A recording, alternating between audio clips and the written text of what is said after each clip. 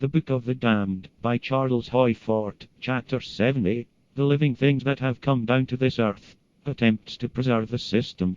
That small frogs and toads, for instance, never have fallen from the sky, but were on the ground in the first place, or that there have been such falls up from one place in a whirlwind, and down in another.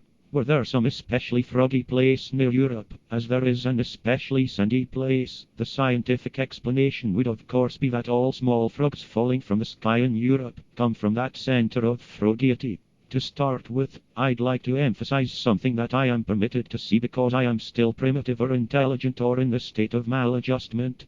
That there is not one report findable of the fall of tadpoles from the sky, as to there in the first place. See Leisure Hours, Volume 3, page 779, for accounts of small frogs, or toads, said to have been seen to fall from the sky. The writer says that all observers were mistaken, that the frogs or toads must have fallen from trees or other places overhead. Tremendous number of little toads, 1 or 2 months old, that were seen to fall from a great thick cloud that appeared suddenly in a sky that had been cloudless, August 1804, near Toulouse, France, according to a letter from Professor Pontus to Miss Hugo. Comptes Rendus, Volume 3, page 54. Many instances of frogs that were seen to fall from the sky.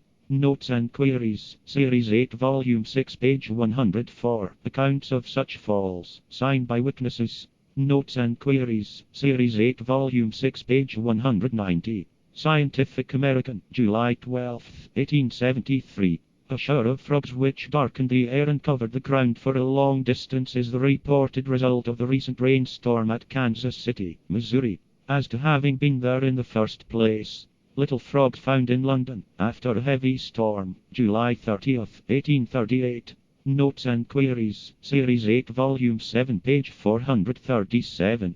Little toads found in a desert, after a rainfall. Notes and Queries, Series 8, Volume 8, page 493.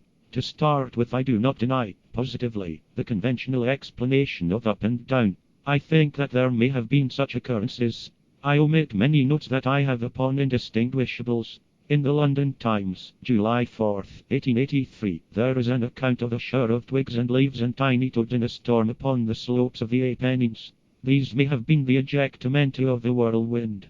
I add, however, that I have notes upon 2 other falls of tiny toads in 1883, one in France and one in Tahiti, also of fish in Scotland. But in the phenomenon of the Apennines, the mixture seems to me to be typical of the products of the whirlwind.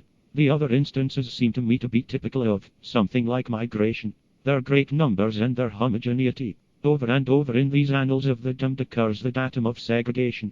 But a whirlwind is thought of as a condition of chaos, quasi-chaos, not final negativeness, of course. Monthly Weather Review, July 1881. A small pond in the track of the cloud was sucked dry, the water being carried over the adjoining fields together with a large quantity of soft mud, which was scattered over the ground for half a mile around.